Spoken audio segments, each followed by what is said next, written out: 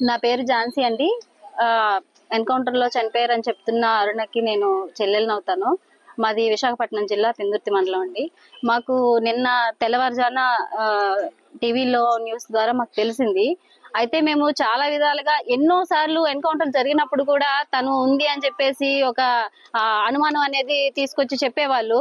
అయితే ఇది ఎంతవరకు వాస్తవం అని చెప్పేసి మేము చాలా రకాలుగా ప్రయత్నించినా గానీ మాకు అఫీషియల్ గా నిన్న రాత్రి వరకు కూడా ఇన్ఫర్మేషన్ ఇవ్వలేదు. మాకు ఎన్కౌంటర్ ఎప్పుడు జరిగింది అనేది కూడా అసలు స్పష్టత లేదు. ఎక్కడ జరిగింది, స్పాట్ ఎక్కడ న్యూస్ లో కూడా ఎక్కడ రాలేదు. ఒకప్పుడు ఎక్కడ జరుగుతుందో ఎన్కౌంటర్ అనేది కనీసం పత్రికల్లో ఆ స్పాట్ ని చూపించేవారు. చనిపోయిన శవాల్ని చనిపోయిన వెంటనే మీకు ఎన్కౌంటర్ లో వాళ్ళు చనిపోగానే ఫొటోస్ తీసి పెట్టేవాళ్ళు. కానీ ఇప్పుడు ఏవి కూడా పాటించట్లేదు. అంటే ఏం చేసినా మమ్మల్ని అడిగే వాళ్ళు లేరు అని చెప్పేసి వాళ్ళు నిరంకుశత్వంగా ప్రవర్తిస్తున్నారు. ఇప్పుడు మాకు అనుమానం ఏంటంటే మేము వచ్చి తెల్లవారుజాము 5 గంటలకల్లా ఇక్కడికి వచ్చాం. వచ్చిన కాడి నుంచి కూడా కనీసం మనుషుల్ని చూపించలేదు. మాకు ఎలా ఉన్నారో వాళ్ళు అనేది చూపించలేదు. ఎందుకు చూపించట్లేదు అనేది మాకు క్లియర్ గా అర్థమవుతుంది. వాళ్ళ మీద గాయాలు ఉన్నాయి. ఆ గాయాలు ఉన్నాయి కాబట్టి అవి చూపిస్తే మేము దాన్ని బయట పెడతామనే దాంతో వీళ్ళు ఈ విధంగా చేస్తున్నారు అనేది మాకు స్పష్టమవుతుంది. ఇప్పుడు వాళ్ళు రాజ్యాంగ హక్కులు ఉన్నాయి. ఇప్పుడు వాళ్ళు కూడా మనుషులే కదండి. వాళ్ళకుండే హక్కుల్ని మనం గౌరవించాలి కదా. ఇవేవి కూడా ఈ రాజ్యం పాటించట్లేదు. వాళ్ళు చర్చలకు వస్తామని చెప్తున్నా కూడా మేము అయితే చర్చలు చెయ్యము, మా ఇష్టం వచ్చినట్టు మేము చేస్తామన్నట్టుగా ఈ రాజ్యం ప్రవర్తిస్తుంది. మేము ఉదయం నుంచి పడిగాపులు కాస్తున్నాం, కనీసం మాకు చూపించలేదు. మేము మీడియా మిత్రుల సమక్షంలో చెప్తున్నాము, మాకు తక్షణమే మా వాళ్ళని చూపించాలని మేము డిమాండ్ చేస్తున్నాం. ఒక ఉపాధ్యాయుడు అండి, నా పేరు లక్ష్మణరావు, మాది పెందుర్తి కరకవానిపాలెం విలేజ్. నిన్న మధ్యాహ్నం మేము స్క్రోలింగ్ లో చూసుకున్నట్లయితే టీవీ ఛానల్స్ లోను వార్తా పత్రికల్లోనూ ఇట్లా అరుణ అలాగే గణేష్ అనే వాళ్ళు ఎన్కౌంటర్ లో మరణించారు అని చెప్పేసి చేసిన తర్వాత మేము లోకల్ పోలీస్ అప్రోచ్ చేస్తే మాకు ఎటువంటి ఇన్ఫర్మేషన్ లేదు అన్నారు. ఇక్కడ రంపచోడవరం సిఐతో నేను కాంటాక్ట్ చేసి మాట్లాడితే లేదండి జరిగింది అంటే మాకు తెలియదు, ఇంకా ఐడెంటిఫై చేయాలి, ఎన్కౌంటర్ ఏదో జరిగింది మాకు తెలియదు వాళ్ళని మరి అయ్యా పేపర్లో ఫోటోలు వచ్చాయి. ఎన్కౌంటర్ జరిగిన ఫోటోలు ఇంత పూర్వం ఏంటంటే కాల్ చేసినప్పుడు ఆ యూనిఫారాలతో ఉన్నప్పుడు ఆ ఫొటోస్ వచ్చేవి, పక్కన గన్ పెట్టి ఏదో చేసేవారు అప్పట్లో. ఇప్పుడు అది కూడా కాకుండా మామూలు పాత ఫోటో ఏమో పెట్టేసి ఎన్కౌంటర్ జరిగింది అని అంటున్నారు. నా ముందు మాట్లాడిన మిత్రుడు చెప్పిన దాని ప్రకారం నేను నమ్ముతున్నాను ఏంటంటే వీళ్ళని దాదాపుగా ఒక వారం 10 రోజుల ముందే ఎక్కడో ఇన్ఫర్మర్స్ ద్వారా పట్టుకొని చిత్రహింసలు పెట్టి రక్తానికి రక్తం కక్కించి మాంసానికి మాంసం చేసి కోతలు కోసి అనేక విధాల చిత్రహింసలు చేసేవారు. కాబట్టే మాకు ఇంతవరకు కూడా మేము తెల్లవారుజామున వచ్చి ఉన్నాము ఇక్కడికి. మా పిల్లల్ని చూసుకుందామని వచ్చాము. మేము మా పిల్లల శవాన్ని కడసారిగా చూసుకొని మా ఊళ్ళకి తీసుకెళ్లి అంతిమ సంస్కారాలు చేసుకుందామని మేము ఇక్కడికి ఎంతో ఆశతో వచ్చాము. అయితే మాకు ఎవరు రెస్పాన్స్ ఇవ్వలేదు. ఇంతవరకు కూడా ఏ అధికారి కూడా వచ్చి మమ్మల్ని ఆపడానికే ప్రయత్నం చేస్తున్నారు. కానీ రోజు గంట గంటకు ఆలస్యం చేస్తూ ఇప్పటి వరకు కూడా చేశారు. మమ్మల్ని ఎంత మాత్రం లోనికి వెళ్ళనివ్వలేదు. కనీసం మా ముఖాలు మా తల్లిదండ్రులుగా మేము వచ్చాము, అన్నదమ్ములుగా మేము వచ్చాము, మా పిల్లలు మేము ఐడెంటిఫై చేసుకుంటాము, కనీసం మానవ హక్కులు ఉన్నాయి కదా దేశంలోను, పత్రికా స్వేచ్ఛ ఉంది కదా దేశంలోను, అంటే హ్యూమన్ రైట్స్ ఉన్నాయి కదా దేశంలోను, ఇవేమీ లేవు. మన దేశంలో రాజ్యాంగం అంతా కూడా చచ్చుబడిపోయి ఉన్నది. మనమంతా కూడా జనాలంతా కూడా నన్ను అడిగితే మాత్రం నపుంసకులమైపోతున్నాము. మనమేమి మాట్లాడలేకపోతున్నాము, ఎదిరించలేకపోతున్నాము. రాజ్యంగా జరుగుతుంది.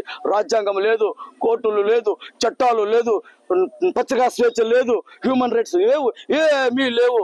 ఒక నిరంకుశత్వం చెప్పిన వాడు చేస్తున్నట్టుగా ఈ దేశం అంతా కొనసాగుతూనే ఉంది. అడ్డొచ్చిన వాడిని నరికేస్తాను, లేపేస్తాను, ఎదురొచ్చిన వాడిని లేపేస్తాను, నాకు చట్టం లేదు, రాజ్యాంగం లేదు, నేను ఎవడిని లెక్క చేయను, పలానా 31వ తారీఖు పలానా నెల 26వ సంవత్సరం లోపు మావోయిస్ట్ అనే వాడిని నేను లేకుండా చేస్తాను అని చెప్పేసి తన మత్తులకి, తన బంధువులకి, గుజరాతీ సేట్లకి ఈ దేశాన్ని దోపిడీ చేయడం కోసము ఇదంతా నిర్వహిస్తున్నారని ప్రజలందరూ కూడా తెలుసుకోవాలి. ప్రజలందరూ కూడా నోరు విప్పాలి. మనం నోరు మూసుకున్నంత వరకు కూడా ఇది కొనసాగుతూనే ఉంటుంది. ఈ పరంపర ఇంకా సాగదు. ఏమీ లేదు. తలలకు వెలలు కడుతున్నారు. వాడిని చంపితే 10 లక్షలు, వీడిని చంపితే 50 లక్షలు, వాడిని చంపితే 1 కోటి లక్షలు అని చెప్తూ ఉండి మన తమ్ముళ్ళనే మనకు తుపాకులు ఇచ్చి, మన పిల్లలకే తుపాకులు ఇచ్చి మనల్ని చంపిస్తున్నారు. ప్రజలారా ఇది తెలుసుకోవాలి. ఇది మనం తెలుసుకొని దీన్ని వ్యతిరేకించాలి, ఎదిరించాలి. లేకపోతే మానవత్వము కాదు, మనుషులంగా కూడా మనము పనికిరాము. ఎందుకు మనం ఉండలేము. వాళ్ళు ఇష్టం వచ్చినట్టుగా చేస్తున్నారు. మరి చీరా మోసి మేము వచ్చామయ్యా మా పిల్లలు మాకు చూపించండి అంటే గేటు దాటి ఏమండి ఈ ఆసుపత్రి పోలీసు అధికారులదా, ప్రజలది కాదా? ప్రజలు తమ పిల్లలు చచ్చిపోయినప్పుడు మేము చూసుకుందామని వస్తే మనం చూడనివ్వరా? ఇది అక్కడ న్యాయమేనా? ప్రజలారా మీరు అంతా ఆలోచించి ఏది న్యాయము, ఏది ధర్మము? మన వాళ్ళతోనే మనల్ని చంపిస్తున్నారు. ఇది చాలా క్రూరమైన హింస. ఇప్పుడు కాదు, వేల సంవత్సరాల క్రితం నుంచి కొనసాగుతున్న తలలకు వెళ్ళగడుతున్నారు. ఒక తల చంపేస్తే 50 లక్షలు, 1 లక్షలు అని చెప్పేసి చేస్తున్నారు. మాకొంత అనుమానం ఏమిటంటే అండి, దాదాపుగా ఒక వారం రోజుల క్రితమే ఇన్ఫార్మర్ల ద్వారాను వీళ్ళని పట్టుకొని చిత్రహింసలు పెట్టి నరాలు కోసి ముక్కలు చేసి ఉంటారేమో. అందుకే మా పిల్లల శవాల్ని మాకు చూపించకుండా రేపు మాపు అని చెప్పేసి వాటిని కుళ్ళబెట్టి మసిపూసి మారేడు చేసేసి గుట్లు వేసేసి ఏదో చేసేద్దామని చూస్తున్నారు. దయచేసి పత్రికా విలేకరులారా, పోలీసు అధికారులారా, మేము మీకేమీ పగవాళ్ళము కాము. చంపేశారు కదా, శవానికి కూడా కొన్ని హక్కులు ఉంటాయి కదా, ఆ శవాన్ని గుర్తించండి. మనం చచ్చిపోయిన కుక్కని చూస్తే మనం జాలి పడతాము, గొయ్యి తీసి దాన్ని చాలా జాగ్రత్తగా కప్పి పెడతామే. మనుషులు కారా మీరు? మీకు కోట్లు కావాలా, 100 కోట్లు కావాలా? ఏం తీసుకుంటారు మీరంతా కూడా చేసి? కాబట్టి దయచేసి ఇప్పటికైనా సరే ఈ కేంద్ర ప్రభుత్వము, ఈ రాష్ట్ర ప్రభుత్వము కకార్ అనే ఆపరేషన్ ని నిలిపివేయండి. ఇప్పుడే దాదాపుగా నాయకత్వం చాలా మందిని చంపేశారు. ఎక్కడ ఉన్నారు? ఇంకా ఎవరెవరు చంపేస్తున్నారు. ఒకరిని చంపేస్తారు, ఇద్దరు కేంద్ర కమిటీ నాయకులు అంటారు, ఒకరిని చంపేస్తున్నారు, రాష్ట్ర నాయకులు అంటున్నారు, రకరకాల పేర్లతోటి మర్డర్ చేస్తున్నారు. ఇది మర్డర్ల రాజ్యం అయిపోయింది. కేంద్ర ప్రభుత్వం నరేంద్ర మోడీ గారు చేస్తున్నారు. రాష్ట్రంలో కూడా ఆయన్ని సపోర్ట్ చేసేటటువంటి ఈ ప్రస్తుతమైన ప్రభుత్వాలు కూడా అదే దారిని పడుతూ ఉన్నాయి. నా రిక్వెస్ట్ ఏంటంటే మీ మీడియా మిత్రుల ద్వారా ప్రధానంగా చేస్తున్నాను, కగార్ ఆపరేషన్ ని వెంటనే నిలిపివేయాలి. వాళ్ళు ఏం మాట్లాడుతున్నారు, వాళ్ళు ఏం కోరుతున్నారు పిలవండి, చర్చించండి వాళ్ళ చేత. ఎందుకు ఉద్యమం మొదలైంది, ఎందుకు నక్సలైట్ ఉద్యమం మొదలైంది, దీన్ని అంతరించడం ఎలా, అది మేము కోరుకుంటున్నాము, మీడియా ద్వారా తెలియజేస్తున్నాం. నిన్నటి నుంచి ఎన్కౌంటర్ అయిందని చెప్పినప్పటి నుంచి మేము వరంగల్ నుంచి బయలుదేరి వచ్చి ఇక్కడ రాత్రి 11 గంటల నుంచి శవాల్ని చూడడం కోసమని మా కుటుంబ సభ్యులందరం కూడా ఎదురు చూస్తున్నాము. మాతో పాటుగా అరుణకు సంబంధించినటువంటి కుటుంబ సభ్యులు కూడా వాళ్ళందరూ కూడా వచ్చి మొదటి నుంచి ఇక్కడ వెయిట్ చేస్తున్నాము. ఇప్పటి వరకు మాకు శవాల్ని చూపెట్టడం లేదు. కనీసం చనిపోయిన వాళ్ళే అని నిర్ధారించుకోవడం కోసం ఇప్పటి వరకు ఎలాంటి ఫోటోలు కూడా, డెడ్ బాడీకి సంబంధించినటువంటి ఫోటోలు కూడా ఇంతవరకు ఎక్కడ కూడా రిలీజ్ చేయలేదు. కనీసం మేము శవాల్ని చూసి కానీ ఐడెంటిఫై చేస్తామని నిన్న రాత్రి నుంచి కూడా మేము వేడుకుంటున్నాం. అయినా కూడా ఇప్పటివరకు కనీసం శవాలు చూడడానికి కూడా మాకు అనుమతి ఇవ్వడం లేదు. ఇప్పటిదాకా పొద్దుటి నుంచి ఎవరైనా అధికారులు వచ్చేది ఉందని, తర్వాత లేకపోతే ఎంఆర్ఓ గారు లేరని ఇంకో రకంగా ఇప్పటిదాకా ఆపుతూ బయటనే మమ్మల్ని హాస్పిటల్ దాకా కూడా రాకుండా ఆపడానికి ప్రయత్నం చేశారు.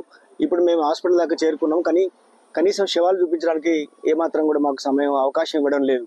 మేము మరి నిన్న పొద్దున ఎన్కౌంటర్ అయిందని చెప్పినప్పటి నుంచి 24 గంటలు దాటింది ఇప్పటి వరకు.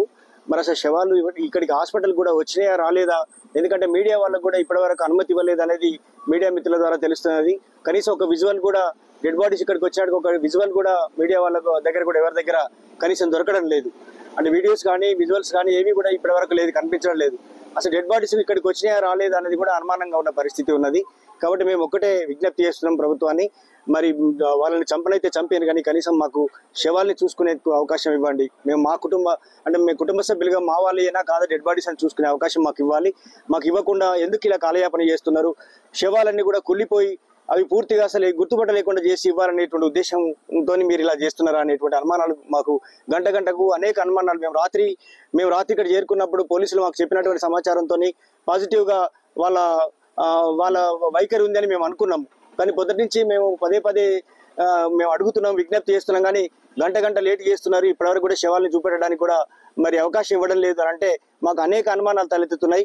అసలు ఇంతకు ముందే వీళ్ళని పట్టుకొని అరెస్ట్ చేసి ఎక్కడైనా చిత్రహింసకు గురి చేసి చంపేసిండ్రా, లేదంటే వాళ్ళని అంటే బాడీలు ఏమాత్రం గుర్తుపట్టలేని విధంగా శిథిలం అయిపోయినటువంటి స్థితిలో ఉన్నాయా, ఎందుకు వాటిని చూపెట్టడానికి మరి వెనక ముందు చేస్తున్నారనేటువంటి అనుమానాలు అయితే మాకు కలుగుతున్నాయి. మేము డిమాండ్ చేస్తున్నాం, ప్రభుత్వాన్ని డిమాండ్ చేస్తున్నాము, ఖచ్చితంగా మాకు శవాల్ని చూపెట్టాల్సినటువంటి అవసరం ఉన్నది. మేము ఎక్కడి నుంచో చాలా సుదీర ప్రాంతం నుంచి ఇక్కడికి మాకు పోలీసులు కన్ఫర్మేషన్ చేసిన తర్వాతనే వచ్చినాము. మేము పొద్దున్న సమాచారం తెలిసినప్పటికి కూడా తెలంగాణ పోలీసుల నుంచి సమాచారం వచ్చేంత వరకు కదలొద్దు అని మేము వెయిట్ చేస్తూ మా జిల్లా ఎస్పీ గారి నుంచి వెళ్ళి కన్ఫర్మేషన్ ఇచ్చిన తర్వాతనే బయలుదేరి ఇక్కడికి వచ్చాము. ఇక్కడ పోలీసులు కూడా కన్ఫర్మ్ చేశామని అంటున్నారు, కానీ శవాలు చూపెట్టడానికి మాత్రం ఇంతవరకు కూడా అవకాశం ఇవ్వడం లేదు. మేము ఖచ్చితంగా మాకు శవాలు చూపెట్టాలనేది డిమాండ్ చేస్తున్నాం.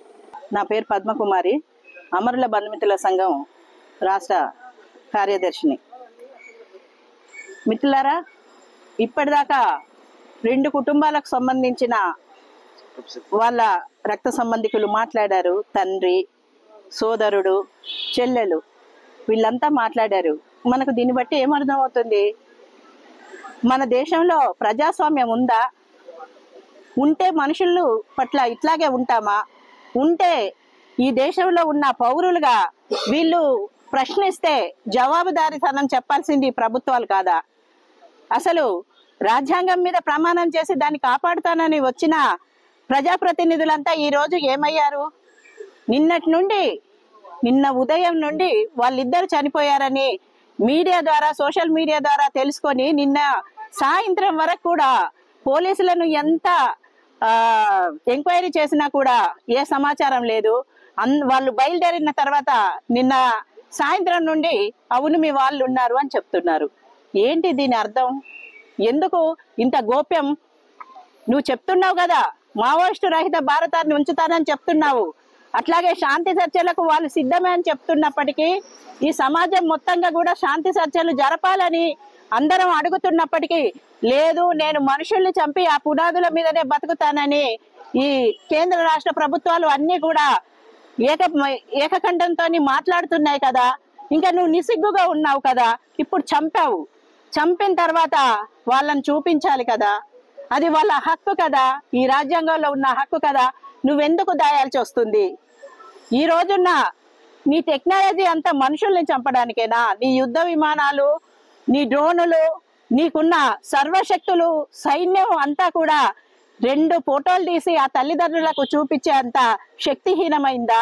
నీకున్న ప్రింట్, ఎలక్ట్రానిక్ మీడియా ద్వారా చనిపోయిన 3 శవాల ఫోటోలు చూపించి నువ్వు ఆ కుటుంబాలకి అవునా కాదా అని ఎందుకు తెలపలేకపోతున్నావు?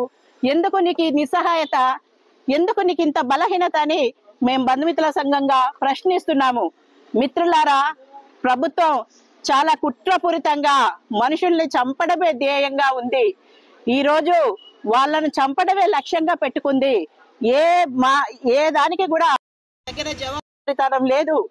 నిజానికి నిన్న పొద్దున శవాలను ఇస్తారని ఇప్పుడు చెప్పాడు రవి వాళ్ళ తమ్ముడు.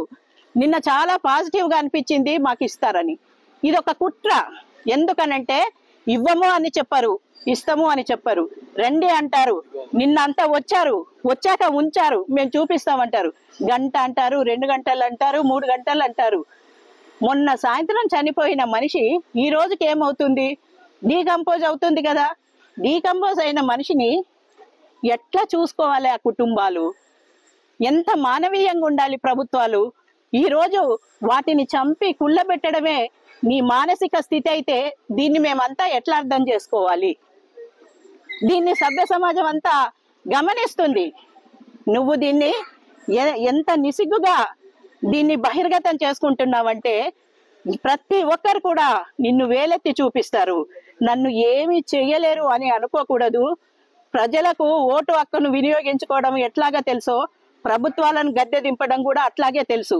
నువ్వు నీ నియంతృత్వంతో, నీ మతోన్మాదంతో ఈ రోజు ప్రజల్ని అణచివేస్తానంటే ప్రజలకు ధిక్కార స్వభావం ఉన్నది. నీకు అనేక సార్లు మట్టి కొట్టుకుపోయిన అనేక చరిత్ర ఉంది ఈ ప్రభుత్వాలకి. ఏ రోజు ప్రజల్ని హింసించి మనగడ ఈ ప్రభుత్వాలు కొనసాగించలేవు. ఇదొక కుట్ర. ఎందుకంటే వాళ్ళకు శవాలను ఇస్తారంటారు. ఇవ్వకపోతే కోర్టుకు వెళ్ళే హక్కు ఉంది, కానీ వాళ్ళని కోర్టుకు వెళ్ళనివ్వకుండా చెయ్యాలి.